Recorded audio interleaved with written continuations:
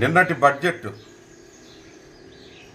ప్రసంగం అదేవిధంగా మామూలుగా ఏదైతే ముందు ఉభయ సభలను ఉద్దేశించి బడ్జెట్ సమావేశాలకు ముందు గవర్నర్ గారు చేసేటటువంటి ప్రసంగం, గౌరవనీయులు గవర్నర్ గారు అబ్దుల్ నజీర్ గారు తెలుగుదేశం పార్టీ యొక్క ఎన్నికల మేనిఫెస్టో ఏదైతే ఉందో ఆ మేనిఫెస్టోని చదివారే తప్ప వారు ఎప్పుడులోగా అమలు చేస్తారు సంక్షేమ కార్యక్రమాలు సూపర్ 6 అనేది.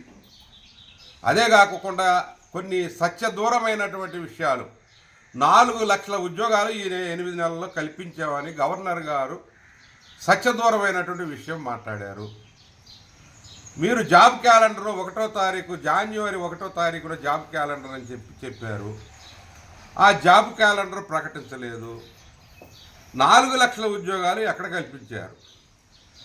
ఈ లోపలనే 8 నెలల్లో 1.14 లక్షల ఇళ్ళు మేము కట్టించి పేదలకు ఇచ్చామన్నారు. ఎంత సత్యదూరమైనటువంటి విషయాలండి. ఇంకా మీరు చెప్పిన వాటిలో అన్నీ కూడా సత్యదూరంగా ఉన్నాయి. ఆచరణ ఎప్పటి నుంచి చేస్తారో చెప్పలేదు. నిరుద్యోగ సమస్య విలయ తాండవం చేస్తామంటే 2వ తారీఖు ఎగ్జామ్ పోస్ట్ మొన్న ఏదైతే గ్రూప్ 2A పరీక్షలు పోస్ట్ పోన్ చేస్తున్నామని ప్రభుత్వం ప్రకటించి సర్వీస్ కమిషన్ వాళ్ళేమో ఎగ్జామ్ కండక్ట్ చేసి నిరుద్యోగులు తీవ్ర గందరగోళానికి గురి చేశారు. నిరుద్యోగ భృతి 3,000 రూపాయలు ఎప్పటి నుంచి ఇస్తారు మీరు? అది మీ ప్రసంగంలో ఎందుకు లేదు? అదేవిధంగా ఎస్సీ, ఎస్టీ, బీసీ, మైనార్టీ పేదలకి 50 సంవత్సరాలు నిండినటువంటి వారికి 4,000 రూపాయల పెన్షన్ ప్రతి ఒక్కరికి ఇస్తామన్నారు. దాని గురించి ప్రస్తావన ఉందా? నిరుద్యోగులే కాదు, రైతులకి సంబంధించి మీరు మార్కెట్ ఇంటర్వెన్షన్ అన్నారు. దానికి నిధిని ఎంత కేటాయించారు మీరు? రైతులు ఇబ్బందుల్లో ఉన్నటువంటి ఈ సమయంలో మిర్చి రైతే కావచ్చు, లేకుంటే వరి రైతే కావచ్చు, ప్రత్తి రైతే కావచ్చు, ఏ రైతులైనా రైతులు ఇబ్బందుల్లో ఉన్నప్పుడు వారిని గురించి చర్యలేయి.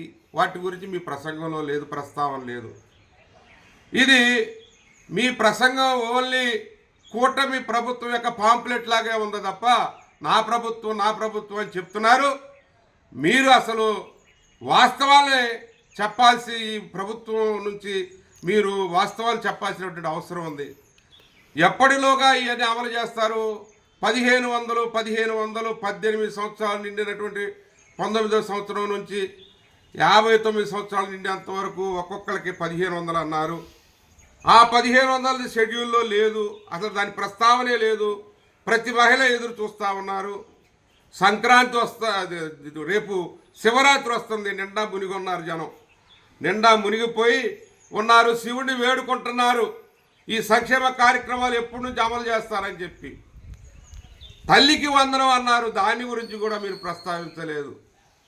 అదేవిధంగా రైతుది ఏదైతే ఉందో 20,000 రూపాయలు మీరు ఇస్తామని చెప్పి ప్రతి సంవత్సరం రైతుకి పెట్టుబడి నిధి కింద ఇస్తామన్నది, దాని ప్రస్తావన లేదండి. గవర్నర్ గారు, ప్రజలంతా చూస్తూ ఉన్నారు.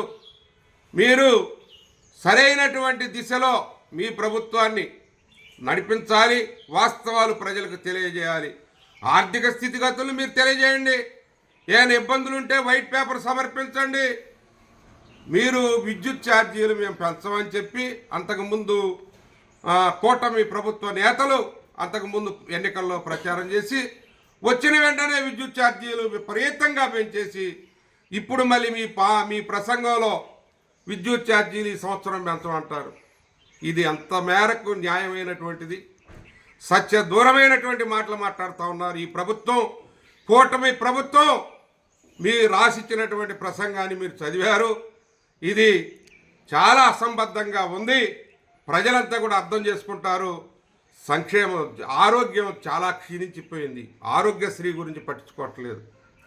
విద్యా విధానంలో మార్పులు చేశామన్నారు. ఎక్కడ విద్యా విధానంలో మార్పులు కనపట్లేదు. విద్యా విధానంలో ఉన్నటువంటి ఏదైతే జగన్మోహన్ రెడ్డి గారు ప్రవేశపెట్టినటువంటి విద్యా విధానం ఇంగ్లీష్ మీడియం ఉందో వాటన్నిటినీ మళ్ళీ మీరు తొలగించారు. ఇప్పుడు చాలా విద్యార్థులు మొత్తం కూడా చాలా అలజడిలో ఉన్నారు. తల్లిదండ్రులు అంతా కూడా వారికి ఇవ్వాల్సినటువంటి తల్లికి వందనం, ప్రతి స్టూడెంట్కి 1500, నలుగురు ఉంటే 60,000 ఇస్తానన్నారు. అవన్నీ ఇప్పించండి. విద్య, వైద్యం మీరు మీ ప్రస్తావనలో సరిగా లేదు. అదంతా కూడా ప్రభుత్వం ఒక తెల్ల పేపర్, వైట్ పేపర్ సమర్పించండి. ఉన్నటువంటి వాస్తవాలేంటో ప్రజలకు తెలియజేయాలని చెప్పి కోరుకుంటూ ప్రజలందరికీ విజ్ఞప్తి చేస్తా ఉన్నా. ఈ ప్రభుత్వం మోసం చేసింది. ఓట్ల కోసమే ఎన్నికల్లో వాగ్దానాలు ఇచ్చారు.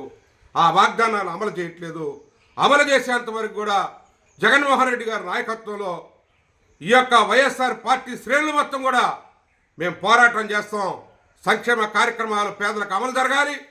పేదల యొక్క అభ్యున్నతే వైఎస్ఆర్ పార్టీ ధ్యేయంగా మేము పోరాటం చేస్తాం.